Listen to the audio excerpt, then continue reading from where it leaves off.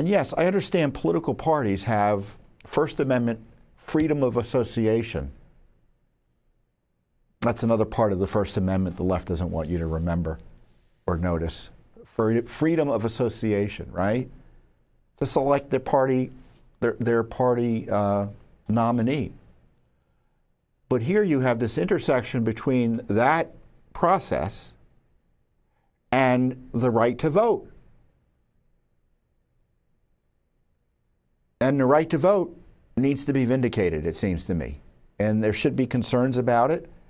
I don't know if you saw Robert F. Kennedy Jr.'s talk today. And obviously there are political ramifications because he's endorsed Trump and all that. And that's not what I'm talking about. What I thought was interesting about his speech was he laid out quite succinctly and powerfully what he calls the elements of what he called the palace coup against Biden. And there's been nothing like it in American history. And I tell you, what's to stop the Democratic Party from knocking Kamala off the ticket if things go south for her? Or Tim Walz? Up until Election Day. Now, there may be state laws that make it nearly impossible after a certain period of time. But it seems to me that if voting rights matter, then there's a significant scandal with what went on with Joe Biden. A significant scandal. And they can have as much fulsome coverage by the left media, but I want to know about how wonderful it is Kamala Harris is doing so well as a result of this PR push. But I want to know what she knew and when she knew it about this effort to remove Biden from the campaign. And was the whole primary a sham? If so, that raises other serious legal issues. And we're supposed to forget about Biden's 25th Amendment problem. And what is that problem? He's cognitively unfit. That's why they removed him from the campaign.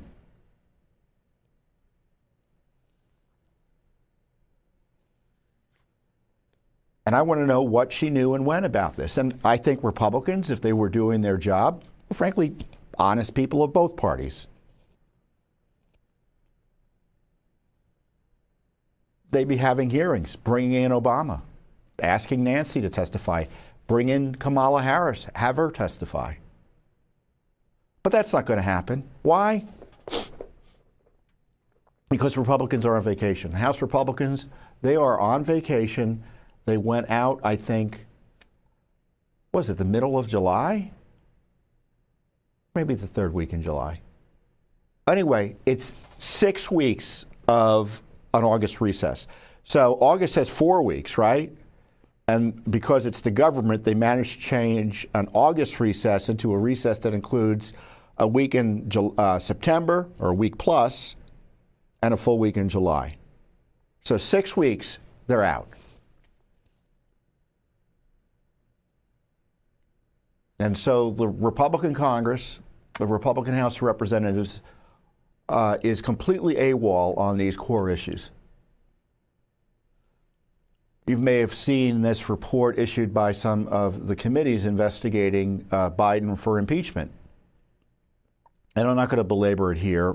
Maybe I should have gone over some of the details because it is worthwhile, but I've done it before. There's nothing new in the sense that it's material that they've been putting out before, but they've again summed it up. But they don't even call for his impeachment anymore. They're done. They're not going to impeach him. They're not going to impeach him for his corruption with Burisma. They're not going to impeach him for his corruption with Hunter. They're not going to impeach him for his corruption targeting Trump. They're not going to impeach him for his corruption related to the border. They're not going to impeach him for his corruption related to censorship, for his abuse of power, spending money he's not authorized to spend in the universe of tens and hundreds of billions of dollars. Zero impeachment. They don't even want to vote, and dare I say it, lose a vote.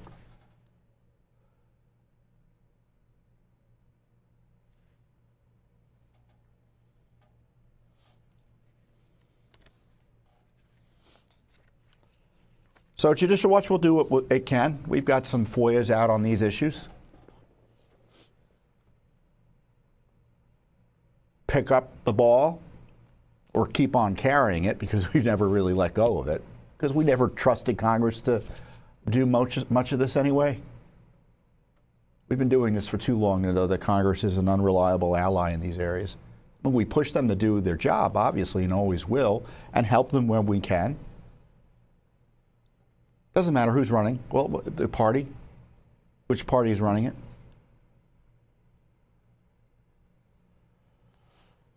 So that's where things stand.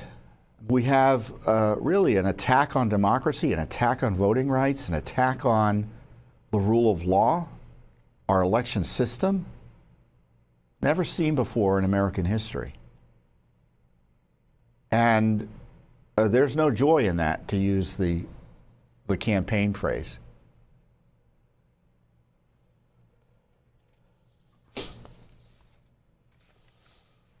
Now, I talk about elections, and I talk about the attack on election integrity.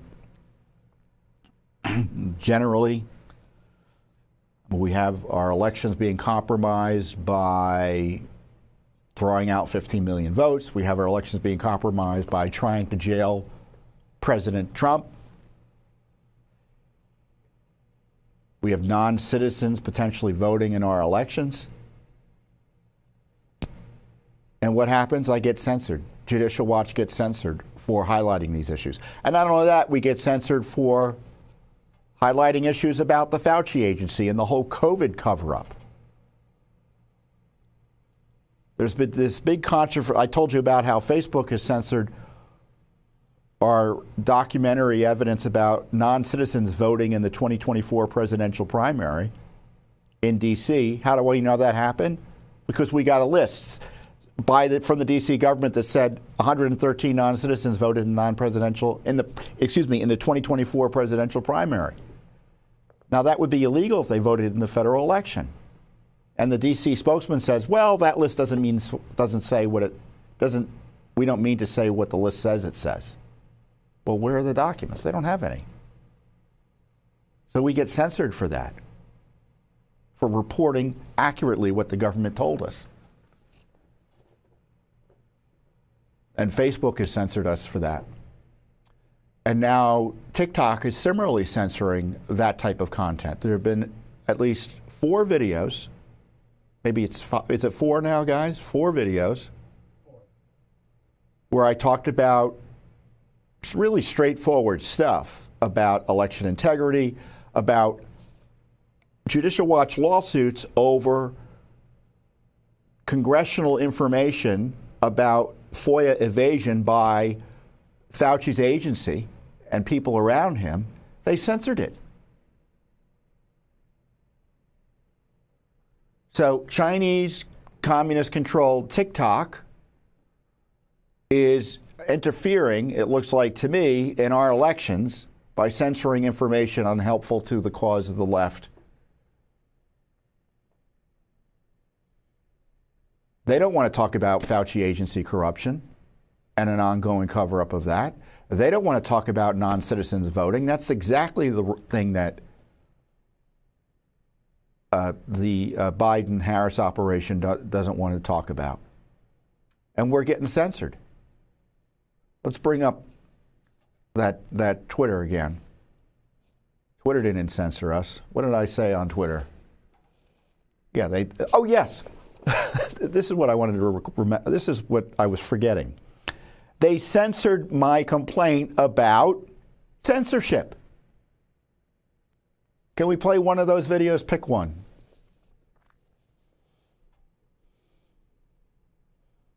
I don't know if we can play them off the cuff like that. Stand by.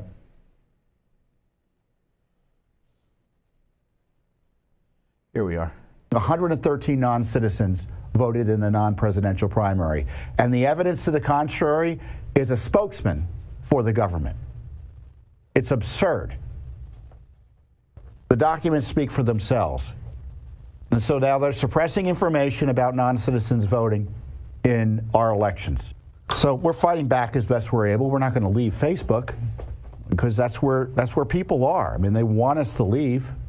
I mean, I'm convinced of that. Which one is the that? left, in the end, they'd be happy. Which one was that? Yeah, that was the censorship one. I didn't hear it on my end. So, I mean, we can complain to TikTok, but you can imagine what sort of attention we're going to get. Now, I don't like being on TikTok. I mean, I've been personally banned by TikTok. They took me off of TikTok, was it 2 years ago now? Just summarily took me off. They didn't tell me what rules I had violated. And I'm pretty careful. Unfortunately, I have to police my speech in order to convey Judicial Watch's work on social media. But, the commies running TikTok didn't care about that, and they just took me off. So Judicial Watch is still on, so we have no idea why they took the material down. We don't know. I mean, we can presume. But this is the challenge we're facing. We're coming up on an election, and social media, again, is censoring those on one side of the political, ideological policy divide. It's conservatives. And we are a government watchdog group and a critic of the government, and we are being censored over our criticism of the government. And we've seen before that these private entities, they're tools of the government. I don't think it hasn't changed. It's gotten worse under Biden. Biden's been caught red-handed getting these companies to censor Americans, especially on COVID issues. And now the left is obsessed with censoring on election issues as well, because it's election time.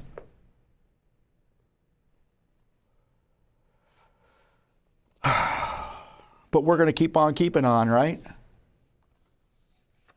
I'm going to keep on telling the truth. I don't know really how to, it's kind of hard to even, try to stay within the lines that some of these companies lay out for us. And of course, when we're punished, we're censored, it means you're censored because you don't have access to the information.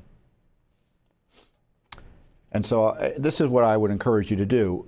Sign up for us for our website updates, our emails, our text messages.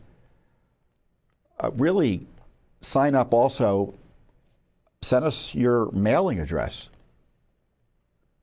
It's going to be harder for them to censor us mailing material to you. I mean, with the government today, I don't know what will happen in the medium term. I mean, they could turn off our emails. I don't know. Turn off our text messaging.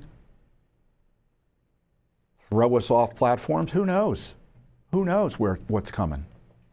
I mean, look what they're doing to Elon Musk. They're threatening to jail him because he has too much free speech on his platform.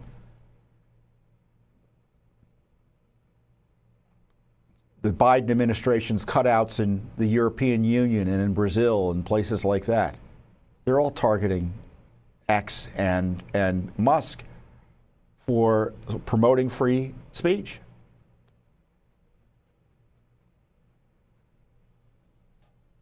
And I don't know where the politics are going to be next year, but the left is committed to destroying free speech, and it's a transnational effort.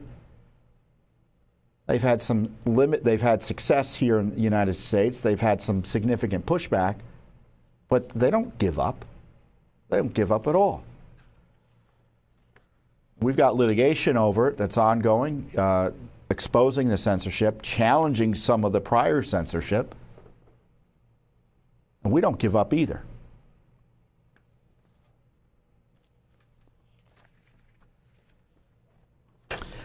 Speaking of elections, we have some significant developments in our case over the counting of ballots that arrive after Election Day in Mississippi.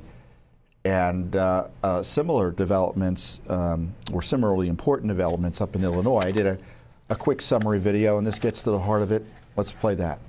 Big case for Judicial Watch next month before the Fifth Circuit Court of Appeals. We're trying to stop the counting of ballots that arrive after Election Day in Mississippi. They count ballots that arrive for up to 5 days after Election Day.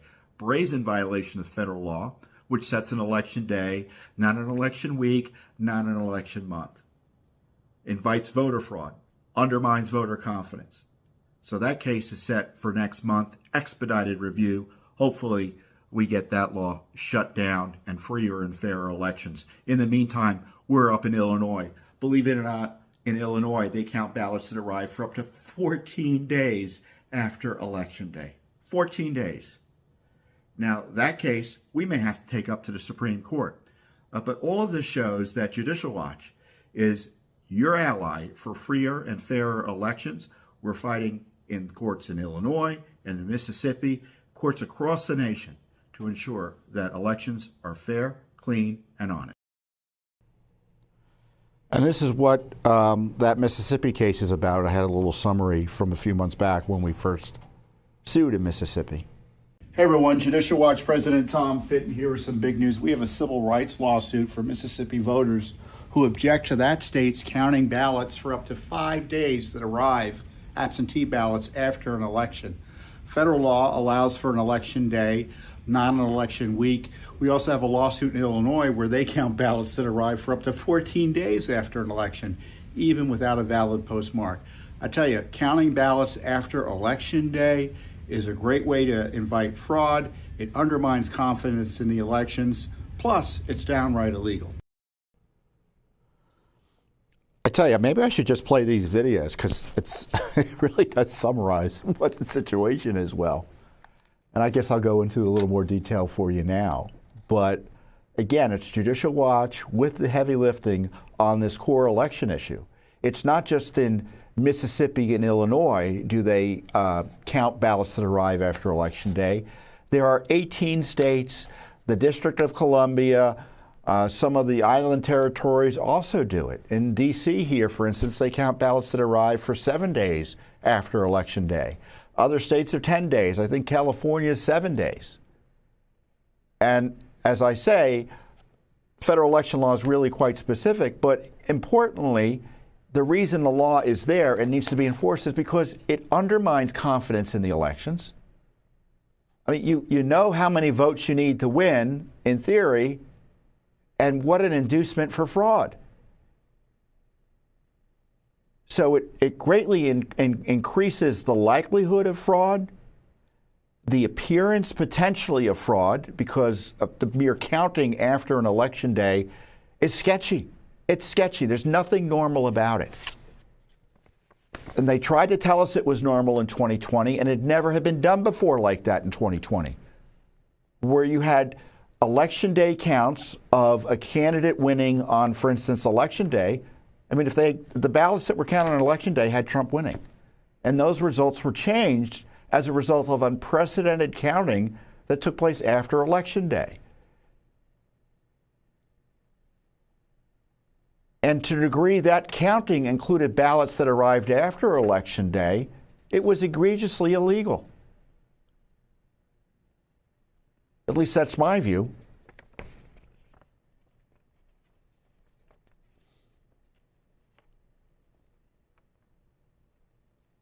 So we had this case in Mississippi, and the lower court judge just not that long ago, he basically just blew it. With all due respect, he said there was no merit here for our client's concerns. I mean, the way the judge wrote his decision, it looks like states could do whatever they want. Why 5 days? Why not 10 days? Why not 30 days? Why not up until January 5th? Or in the case of Congress, January 1st or 3rd. I don't know when the official results get certified for purposes of seating in Congress. Congress Actually, now that I think about it, Congress, it could be forever and a day. I exaggerate, but disputes about congressional elections go on for sometimes a year or two after Election Day because Congress adjudicates in the end who wins or loses. So who knows? Maybe they can just keep on allowing ballots to come in forever until the next election, right? I mean, it may sound absurd, but if there is no Election Day deadline, then what is the deadline other than the one set by federal law? It's a civil rights lawsuit, by the way, we filed, because it's an attack on the voting rights of citizens lawfully voting. Under federal law, and this is what our lawsuit argued, the first Tuesday after the first Monday in the November of every even-numbered year is Election Day for federal elections. Congress recently affirmed a single national election day when it enacted the Electoral Count Reform Act. Under the recent congressional amendments, no extension of Election Day shall be allowed unless there are force majeure events that are extraordinary and catastrophic that justify extension. Despite Congress's unambiguous and long-standing statement regarding a single and uniform national election day, Mississippi extended Election Day by allowing 5 additional business days after Election Day for receipt of absentee ballots.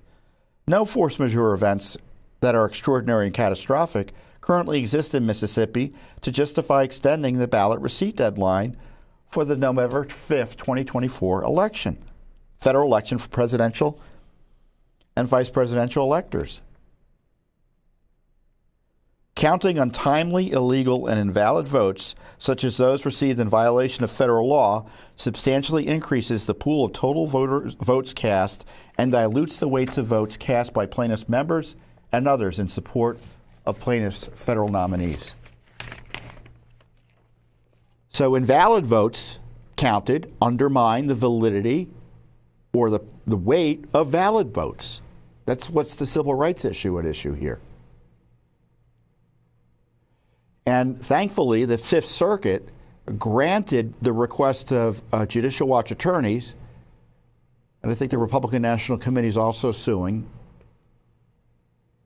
There were 2 separate lawsuits, so they were before the same court, consolidated. And they'll be hearing this. When is they set the date for the hearing? September 24th. So hopefully the Fifth Circuit grapples with this.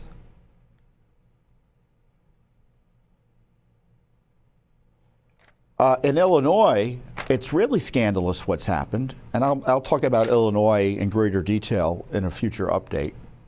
And we just got a ruling the other day. It was 2-to-1 split at the appellate level, so 3-judge panel. So for those of you, I'm not a lawyer, but I'll explain the court process to you as it relates to this as best as I'm able.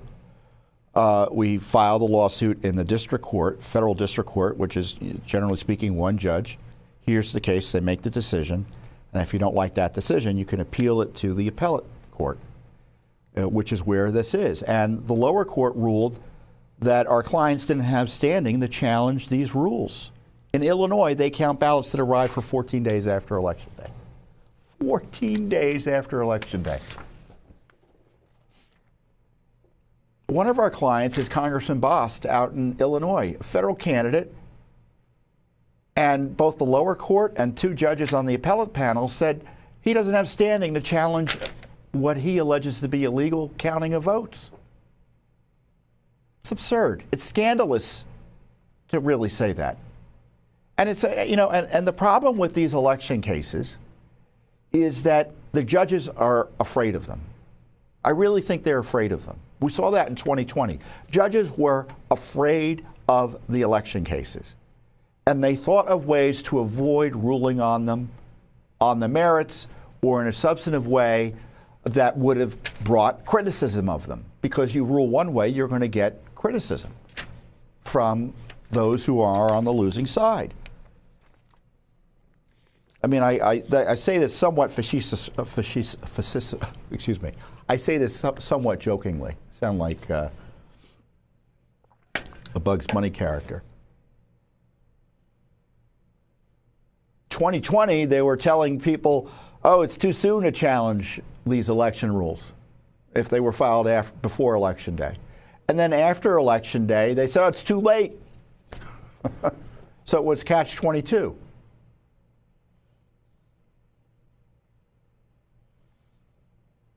And so the courts were fearful, and I think, fell down on the job, from the lower courts to the Supreme Court, in handling the 2020 election disputes. I mean, the left likes to say there were 60 cases. They come up with these silly numbers that are irrelevant to the substance of the election disputes, pretending that every case was thrown out on the merits and no one found any fraud. The problem was the key cases related to allegations of election improprieties, certainly brought by the Trump campaign. I'm not aware any of them were ever adjudicated on the merits.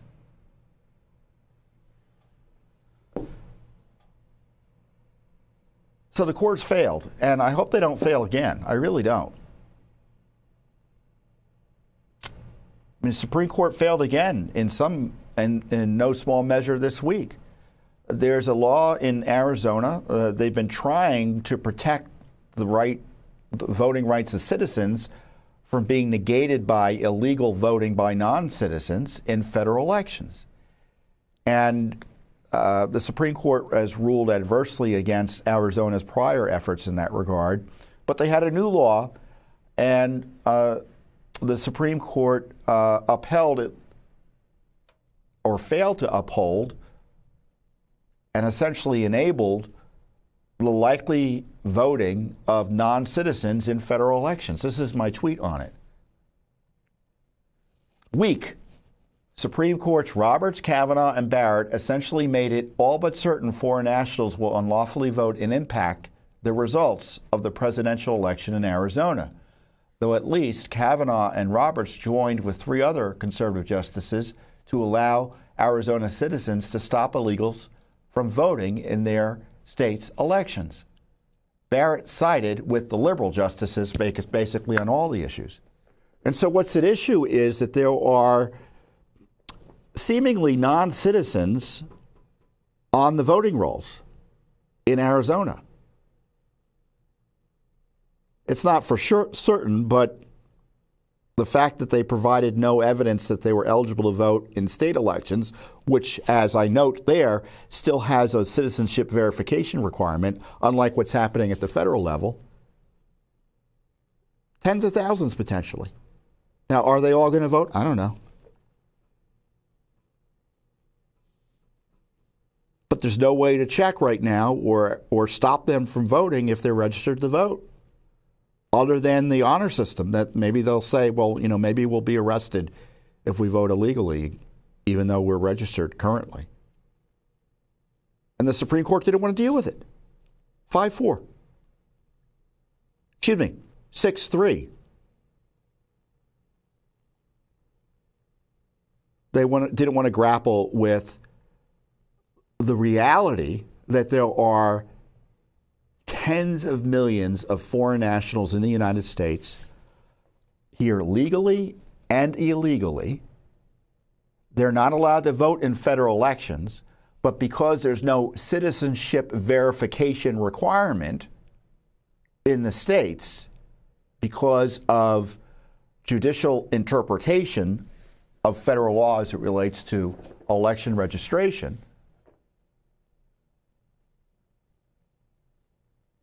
it's impossible to police it.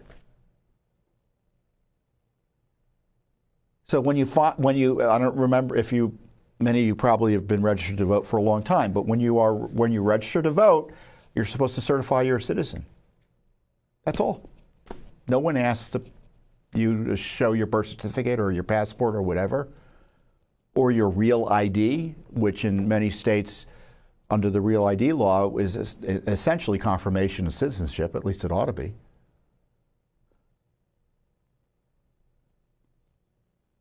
So we have a crisis, and that's why people are concerned about the presence of non-citizens here in the United States.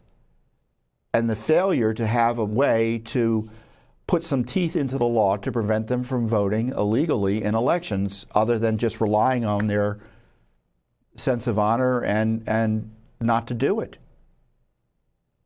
And Arizona tried to do that, and the Supreme Court failed to intervene to protect their right to do that. And the left has been intimidating the court. Don't forget. I mean, it was just announced this week, for instance, that the guy who tried to murder Kavanaugh, planned to assassinate him, murder him and his family, he's finally showing up in court because the Biden administration's been trying to negotiate a plea deal with him for months. Months. It's been 2 years since the attack on or near death situation for Kavanaugh.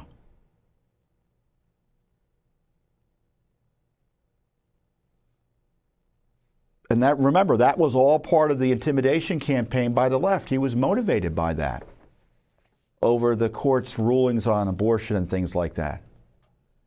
And President Trump, I did a video essentially agreeing with President Trump's, highlighting of this issue. Let's play that video. The radical left harasses our judges and harasses our justices. They scream at them, they call them names, they say they're incompetent, they're horrible, they're this, they're that, they should be impeached. They're constantly saying they should be impeached, but they're screaming. And you know what? It has an effect on some people, but so far, they've been very strong. It's really horrible. I believe it's illegal what they do. And I'm trying to give you things that you've never heard before, and this is true. I believe they are playing the ref. They're constantly criticizing some of our greatest justices and a lot of great judges. Yeah, playing the ref. Trump's right. And I fear we sometimes get these awful decisions as a result. I mean, on the other hand, the court is very conservative on some issues, but on election issues, it's been weak in my view. And so Judicial Watch has these cases in Illinois and in Mississippi over the counting of ballots that arrive after Election Day. We also have cases in California and in Illinois separately to clean up the voter rolls there. And just to remind you, I don't know, do we have the video where I talked about 4 million voters being cleaned up? Hey everyone, you may not know this, but over the last year or two, Judicial Watch litigation has led to the cleanup of 4 million dirty names from the voter rolls. But there's still a lot of heavy lifting to be done. We have lawsuits ongoing in Illinois and California to clean up potentially millions more names. And we could be suing Oregon soon because they're not cleaning up the rolls as the law requires. So a lot more coming, and I'll keep you updated. So a lot more coming. I mean, I think we're going to be suing Oregon as soon as next week. Of course, I'm always hesitant to say that because we never have a lawsuit unless it's actually filed. So who knows? But more is coming. So if you like this type of work, I encourage you to support it because there's really no one else with the breadth and depth of knowledge and capacity to take on these key issues related to election integrity than your Judicial Watch. So we still have the emergency of the failing Secret Service putting President Trump at risk, I think in a continued fashion. It's been highlighted time and time again how incompetent political they've been.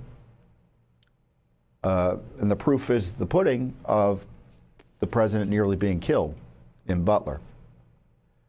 And now we're having stories about really additional stories, and Judicial Watch has been highlighting some of these in the past as well, of really the collapse of any sense of competency or organizational professionalism in the Secret Service. And some of this, Americans and other critics of the agency have rightly tied to DEI. And I mean, there's something amiss in the Secret Service that some of the situations we're talking about here are seemingly happening on a regular basis. And I remind you of what we discussed last week here. Incredible. Nearly a month to the day after they nearly got him killed, there's been another Secret Service security breakdown surrounding President Trump. Susan Crabtree of Real Clear Investigations reported a female agent left her post at a Trump event just before he got there, didn't tell anyone to go breastfeed her child. And she brought her family back behind the security perimeter with her without pushing them through and having the Secret Service and other security vet them. Incredible breakdown in security, again, by the Biden-Harris Secret Service. They're going to get Trump killed unless this issue is treated like the emergency it is. Now, in the meantime, Judicial Watch is seeking and demanding answers from the Secret Service and the FBI. Of course, we're getting the stonewalls on records about the assassination attempt, but Judicial Watch is prepared to go to court to get the full truth about this crisis. Yeah, and I expect there'll be news about that pretty soon. But in the meantime, we already have been in court trying to get records about the crisis. And you may recall we talked about how there was a Secret Service agent who, according to reports, went crazy, who was on Kamala Harris's detail and had to be wrestled to the ground and handcuffed after she got into an altercation with one of her colleagues. I think it was at Andrews Air Force Base. Susan Crabtree, I think, exposed it first. The agents involved in restraining the woman were especially concerned because she still had her gun in her holster. They arrested her to the ground, took the gun from her, cuffed her, and then removed her from the terminal. The report states Secret Service agents and officers are privately questioning the hiring process and whether the agency had adequately screened the woman's background. And so we asked for records about that incident.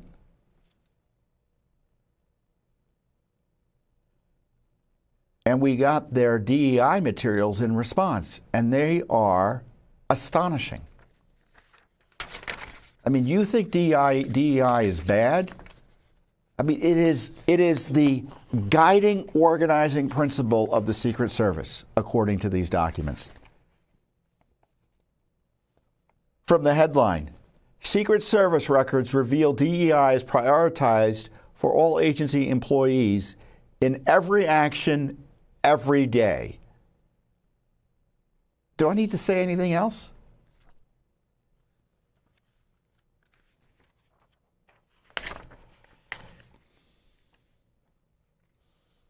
The records include an undated document titled Secret Service Inclusion and Engagement Council Charter, Changing the Game of Diversity and Inclusion. The collective duty, collective, I love it, is to help the Secret Service build, foster, and create and inspire a workforce where diversity and inclusion is not just talked about, but demonstrated by all employees through every action, every day. And they emphasize that in the original.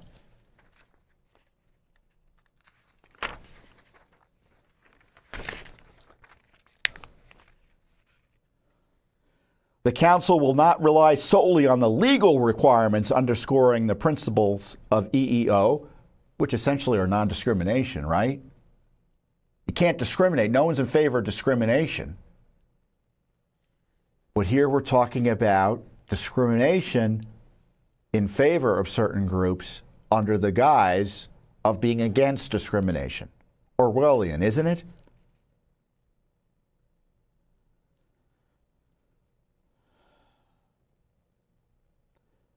The council will seek innovative solutions outside the agency's mandated requirements to create a culture where differences are valued and appreciated and employee engagement is encouraged. To be an employer of choice and gold standard for leveraging inclusive diversity by modeling the qualities of mutual respect, admiration, and appreciation for cultural differences and varying perspectives. What cultural differences are they talking about? What they're trying to do is highlight and promote racial and cultural and ethnic division in the agency. That's what the left is trying to do here.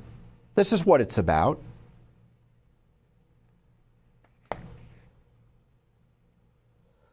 They talk about a quota for individuals with physical and mental disabilities. A quota, 12% hiring.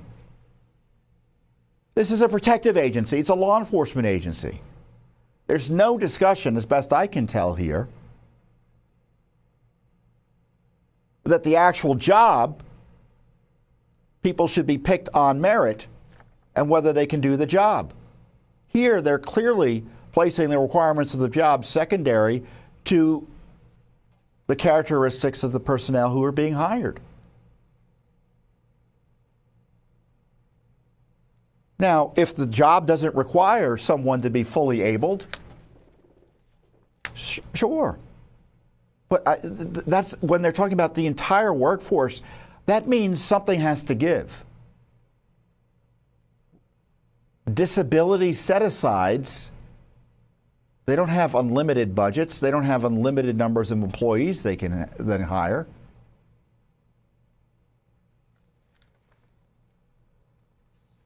The policy of the Secret Service is to provide equal employment opportunity throughout the service for all employees, etc., who are otherwise eligible and qualified. So there's that normalcy there. Without regard for such non-merit factors as race, color, religion, sex, national origin, disability, physical or mental, parental status, protected genetic information, sexual orientation, age, or reprisal for objecting to discrimination or prior or current participation in the EEO complaint process. So it's a much broader standard than the standard anti-discrimination requirements. And the policy applies to virtually the entire agency. Appointments, details, career development, training, reassignments, promotions, and assignments of work, and to other actions or situations affecting employment status. And then they talk about special emphasis programs that further are designed to distract the agency from performing its duties as the American taxpayer and their protectees expect them, and focus on race and other issues. They're designed to assist the organization in meeting its affirmative action responsibilities. Special emphasis programs are affirmative action programs established to increase the representation, retention, and advancement of their constituent groups in underrepresented occupations and grades. Special emphasis programs are also charged with promoting cultural awareness. What does that mean? What culture? Isn't there an American culture? Can't we focus on that? Identifying policies, procedures, and practices affecting their groups and advising management on actions which may increase in participation of minorities, women, and persons with disabilities in all Secret Service programs and activities. And they've got special emphasis programs for federal women, Hispanic employment, African American, Asian Pacific Islander, persons with disabilities, disabled veterans, and American Indian Alaskan Native.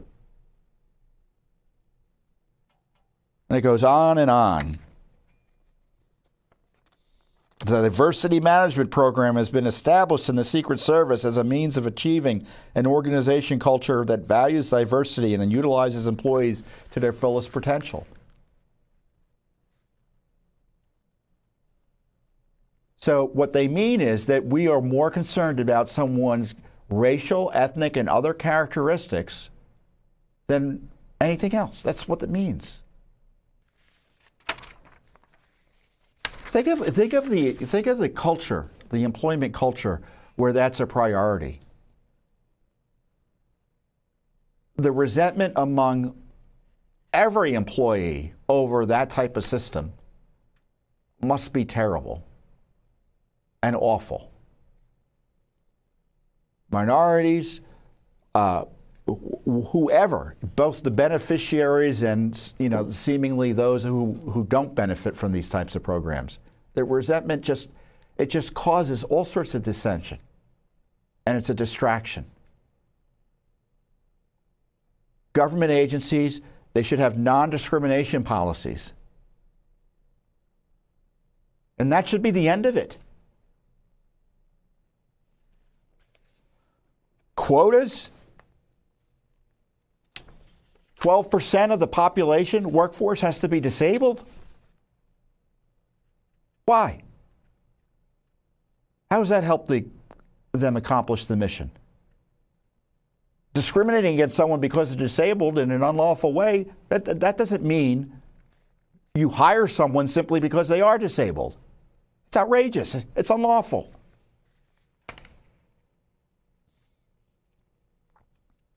Or at least it ought to be unlawful if the law is fairly and properly interpreted and applied.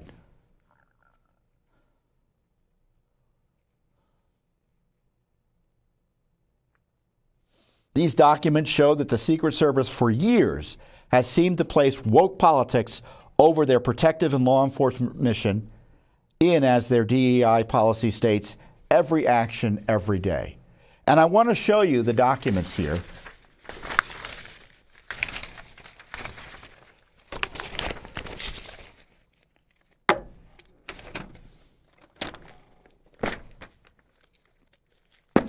So this is DEI world for Secret Service.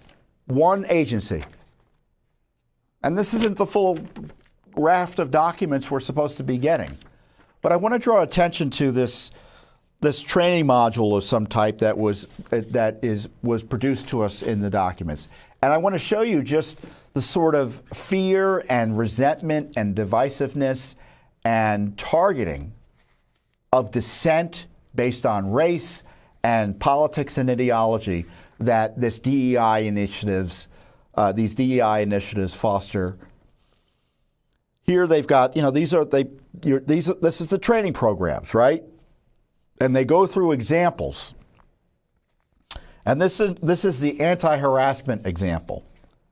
Essentially, it sketches out a scenario where two people, Jana and Trent, are DHS employees, Department of Homeland Security, which runs the Secret Service, or is the overseeing organization of it, of the same component. So they work together. They've been working together for 10 years. And Jana stopped by to talk with Trent at his desk about a project they were working on. Rita, another co-worker who's been in the component for about a year, was also at his desk. Trent, you all got that email, right? We have to complete the racial awareness training by Friday. I better write that down so I don't forget. Jana, yeah, I think it says it will take about 2 hours. I started it this morning. Rita commits to sin here. Yeah, I saw that email. It seems unnecessary to me. I guess it's mandatory, so I have to do it. Uh-oh. Jana feels uncomfortable with Rita's statement. It sounded like she was brushing off the racial awareness training. She doesn't know Rita well. In fact, she hasn't even talked to her before. She doesn't feel comfortable saying something to her about her comment, decides to go back to her desk. Let's go to the next page.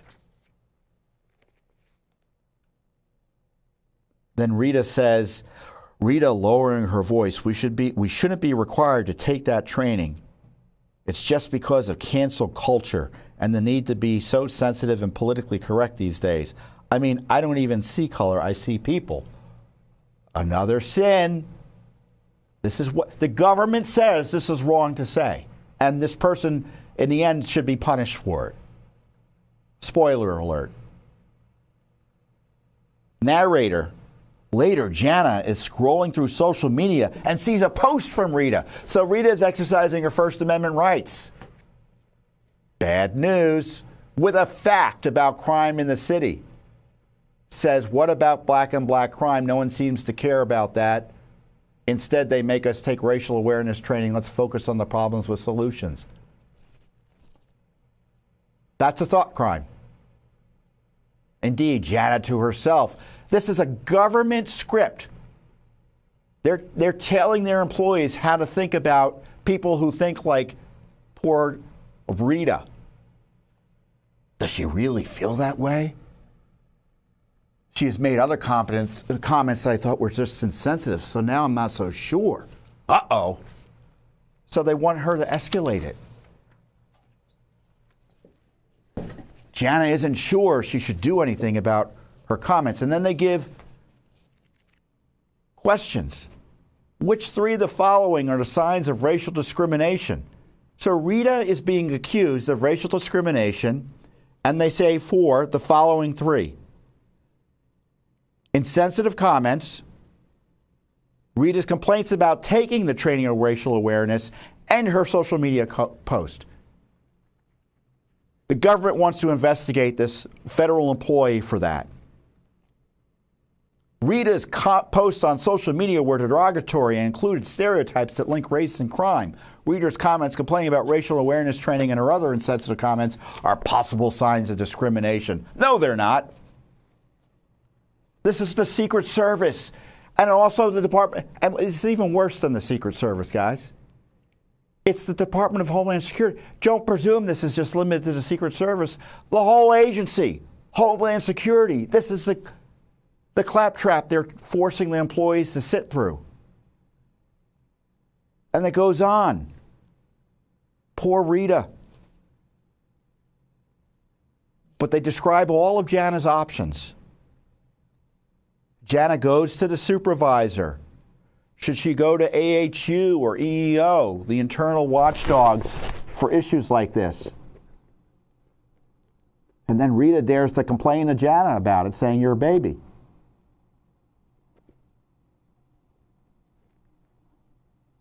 Let's go down.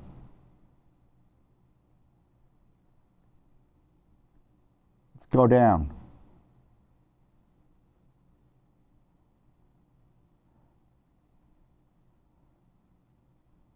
Again, Rita, I'll make sure not to talk about anything when you're around, since you're going to run straight to my boss, or Ronald. And I'll also block you on social media so you don't see my posts on them anymore. So they target this woman. She complains, reacts, another sin.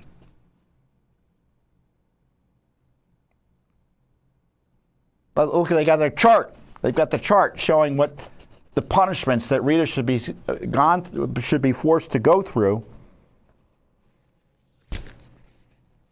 for complaining about work and making free speech protected comments.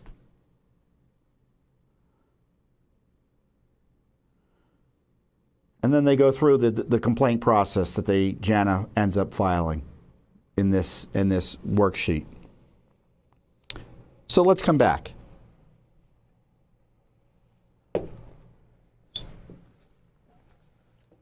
Secret Service is trying, through this DEI program, trying to destroy the agency. And you wonder why they can't get their act together to protect President Trump. You wonder why agents feel like they can leave their posts. You wonder why they are hiring agents that end up going, according to the reports, virtually insane, attacking their own colleagues.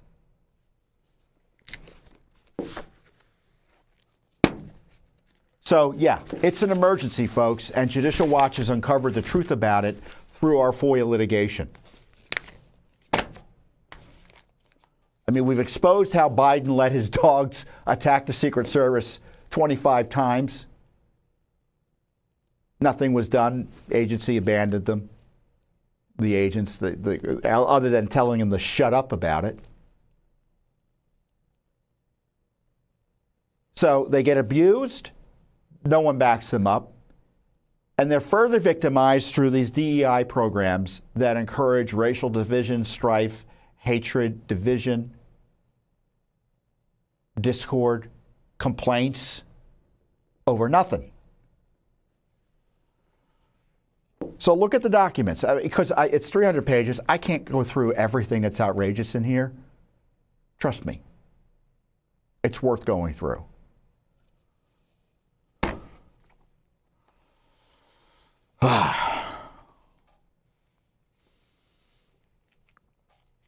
Man, I started off pretty calm, and then I go through this DEI material, and it's just awful. Before I go, I want to encourage you to support Judicial Watch in a very special way, which is to purchase the book that is coming out by yours truly in Judicial Watch, Rights and Freedoms in Peril. It's going to be published officially in October, but you can purchase it now. I notice there's a typo on the screen there. It's rights with a T, guys. But you can scan the QR code and go straight to the purchase site. It's judicialwatchbook.com, judicialwatchbook.com. And it's a great book. It's a great way to support Judicial Watch. Every purchase helps Judicial Watch. That's really quite basic, a great way to support Judicial Watch. But it's also a great benefit to you because you will be educated in a way that few others will be by the book about the truth about what's going on here, the current crisis, and what to do about it. Oh, good. They fixed it on the spot there. Rights and Freedoms in Peril. Purchase the book now. And plus, there are, if you want to wait, you don't want to wait for a Judicial Watch book, there are, this is, I think, our fourth book? Yeah, it's our fourth book. We have 3 other New York Times bestsellers. Go and purchase the prior books. Tells the story of the Clinton gang, the Obama gang.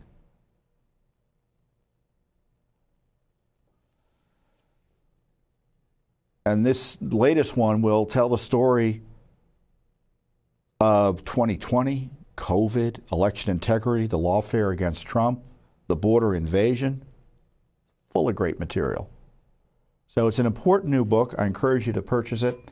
And we'll be here next week with more lawsuits, legal developments, and details about the ongoing assault against the Republic here on the Judicial Watch Weekly Update. Thank you. Thanks for watching. Don't forget to hit that subscribe button and like our video down below.